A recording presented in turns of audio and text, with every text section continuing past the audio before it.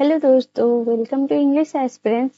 आई hope आप सभी लोग स्वस्थ होंगे और खुश होंगे। दोस्तों, आज के इस वीडियो में हम बात करने वाले हैं विलियम वर्ड्सवर्थ की एक छोटी सी poem the world is too much with us. I hope आप सभी को वीडियो अच्छा लगेगा। तो दोस्तों, आप सभी से हम्बल रिक्वेस्ट है कि आप सभी लोग वीडियो को लाइक करें, चैनल को सब्सक्राइब जरूर कर लें। तो देखते हैं इस वीडियो में क्या खास होने वाला है। ओके, सबसे पहले मैं आपको इसका मतलब बता देती हूँ। जो टाइटल है इसका अर्थ क्या है। इसमें ये कहा जा रहा है कि किस प्रकार से लोग भौतिकवादी ज्यादा हो गए हैं जिससे कि वो प्रकृति को भूल रहे हैं, इसके बारे में बात की गई है। सबसे पहले आपको ये बताना चाहूंगी कि ये एक सोनेट है जो कि इटालियन फॉर्म में लिखी गई है और ये जो लिखी गई है इसको कंपोज किया गया 1802 में और इसे पब्लिश करवाया गया है 1807 में। ये फर्स्ट टाइम 1807 में पोएम्स इन 2 वॉल्यूम्स में पब्लिश की गई थी।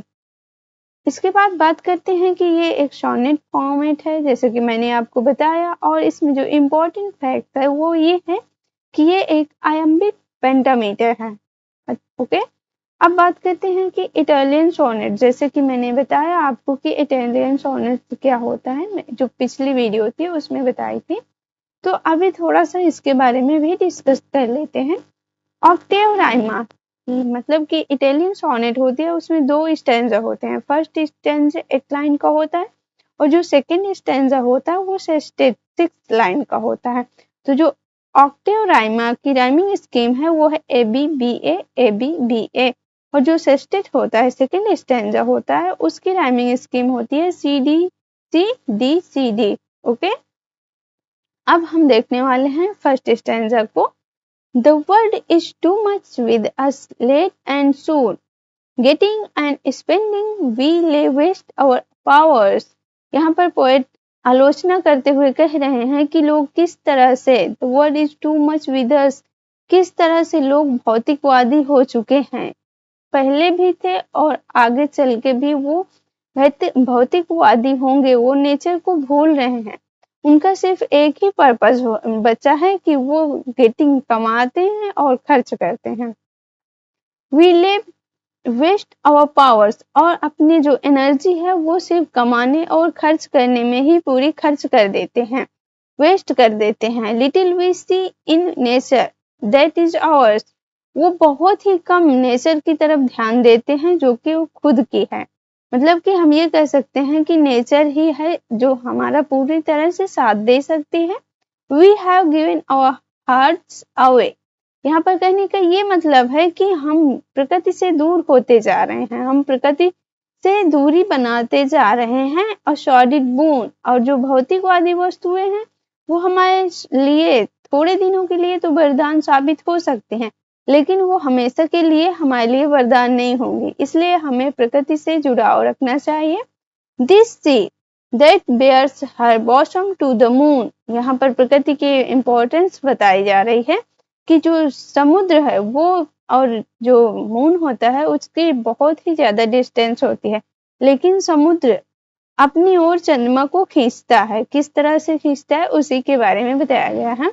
The winds that will be howling at all hours, और यहाँ पर ये कहा जा रहा है कि जो प्रकृति है वो अपनी पावर को भी दिखा सकती है। जैसे कि जो हवा होती है वो एक उसके लिए पावर की तरह ही है, वो चाहे तो सब कुछ नष्ट कर सकती है। एंड आर आप gathered now like sleeping flowers, और हम लोग जो भौतिकवादी वस्तुएं हैं उनके प्रति ऐसे मतलब कि जुड़ चुके हैं, ऐसे उनसे जुड़ चुके हैं चारों ओर हमारे, जो सिर्फ भौतिकवादी वस्तुएं ही बची हैं, नेचर कहीं भी नहीं दिखाई देता है। और हम ऐसे लग रहे हैं जैसे कि कोई सोता हुआ पुष्प हो। हम उन भौतिकवादी वस्तुओं के बीच एक सोते हुए पुष्प की तरह लग रहे हैं। For this for everything we are out of tune, और ये सब हमारे साथ ऐसा हो रहा है। और यहाँ पर ये कह रहे हैं कि we are out of tune, मतलब कि जो प्रकृति के साथ हमारा जुड़ाव था, हमारा जो संबंध था वो भी अब खत्म हो रहा है। हमारी जो ट्यून थी वो भी अब डिसमैच हो रही है। अब हम सेकेंड स्टेंजा की बात करते हैं। इट मोव्स अस नॉट, यहाँ पर पोएट कह रहे हैं कि मैं सिर्फ और सिर्फ प्रकृति का पुजारी बनना चाहता हूँ। Great God I had rather B, मैं और किसी भी देवता को नहीं मानता, मैं किसी अन्य देवता की पूजा नहीं करता, मैं सिर्फ और सिर्फ प्रकृति की पूजा करता हूँ। अब पैगन सकल इन अ क्रीड आउटवर्ड, यहाँ पर पैगन का मतलब होता है कि नास्तिक, जो ईश्वर को न मानता हो। लोग ये भी कह सकते हैं कि मैं नास्तिक हूँ, लेकिन मैं सिर्फ नेचर की ही पूजा करता हूँ। सो माइट आई, इसीलिए हो सकता है कि जब स्टैंडिंग ऑन डिस्प्ले जेंटली, जब मैं कभी प्रकृति के साथ जुड़ता हूँ, प्रकृति के साथ बातें करता हूँ, उसके साथ समय व्यतीत करता हूँ, तो मुझे एक सुखद अनुभूति महसूस होती है, मैं बहुत अच्छा महसूस करता हूँ। हैव ग्लिम्प्सेस, उसमें से कुछ ऐसी झलक हैं that would make me less forlorn, यहाँ forlorn का मतलब होता है अनाथ।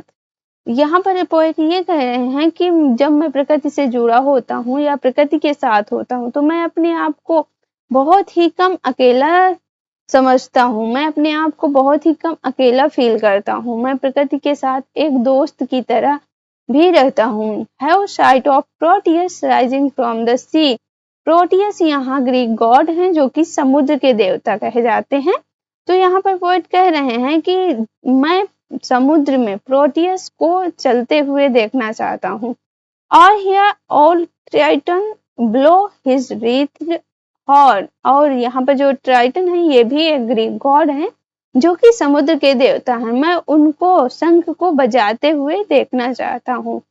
तो पूरी जो ये पोयम है इसका एक ही मतलब है कि लोगों को प्रकृति के साथ जुड़ाव रखना चाहिए। यदि प्रकृति के साथ वो अच्छे संबंध नहीं रखते तो फिर भविष्य में बहुत सारी हानियां हो सकती हैं, और भौतिकवादी वस्तुओं को मिनिमम ही यूज करना चाहिए, ऐसा वो कहना चाह रहे हैं।